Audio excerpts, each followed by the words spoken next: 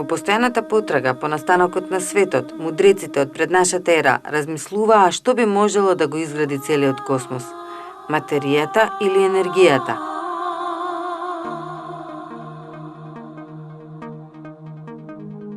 Колку често само за еден ден во нашиот говор ја употребуваме енергијата, повикувајќи ја кога сме истоштени од работните амбиции, од безредието во нашите емоции, кога нашето сонце ќе се најде од другата страна од нашата сино-зелена планета. Или кога поради нашата доблест сигурни сме дека сме ги поттикнале и удвоиле позитивните мисли на другите.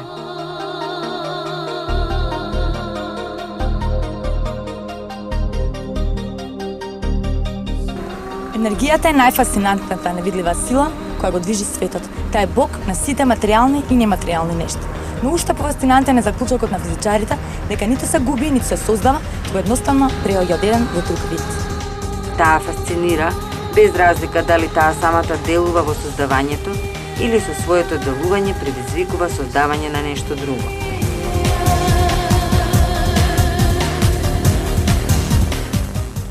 Водата на врвот од водопадот е толку прекрасна поради тежината од насобраната енергија и токму поради неа знаеме за светлината во темнината.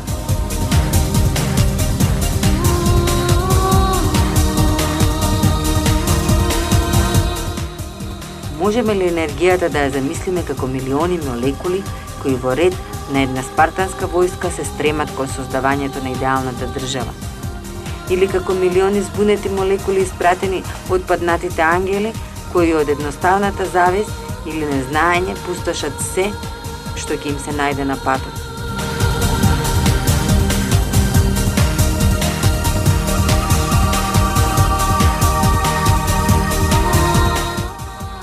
Сме го замислиле барем еднаш ликот на Бог како најголемата метално сина енергија која од судирот во самата себе го движи светот.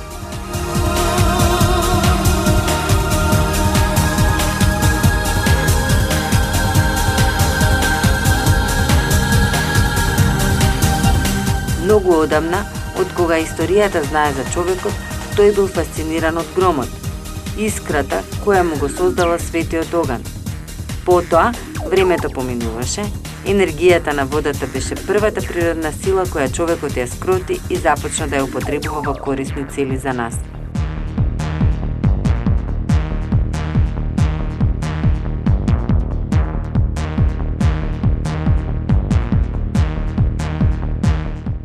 Талес, нашиот мудрец, освен што ја виде водата како духовна субстанција, тој со космичката случајност ја отвори вратата на тајните на електрицитетот, преку мистичните искри кои се создаваат кога келибарот се трие со волна, искри кои зрачат со живот, светлина и конечно енергијата без која не можеме да го замислиме светот, струјата.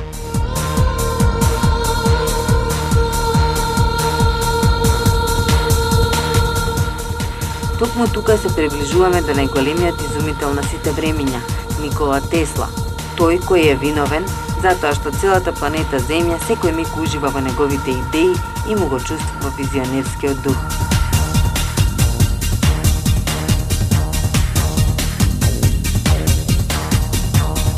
Никола Тесла, богот на енергијата, едноставно користејќи го својот ум и својата фантазија, го потврдува сознанието дека се околу нас е енергија, од која се е создадено и постојано се создава.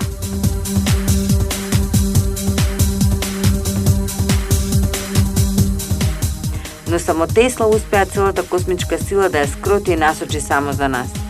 А денес сме се прашале ли како зборуваме на бежичен телефон? Како постои радиото? Нашата илузија на стварноста ТВ приемникот?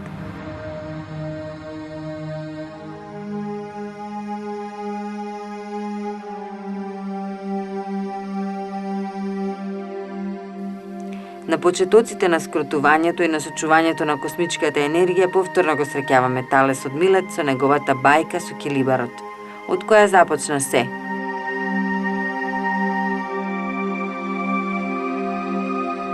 Ако можеа големите звезди или вонземјани да ја видат моќта на енергијата и да видат безброј начини да ја скротат само за да ни биде полесно и поудобно, можеме ли ние составени од совршениот ред на молекулите да произведуваме барем за нас добра енергија која не одржува умствено и телесно здрави и среќни личности, а добрата енергија создава.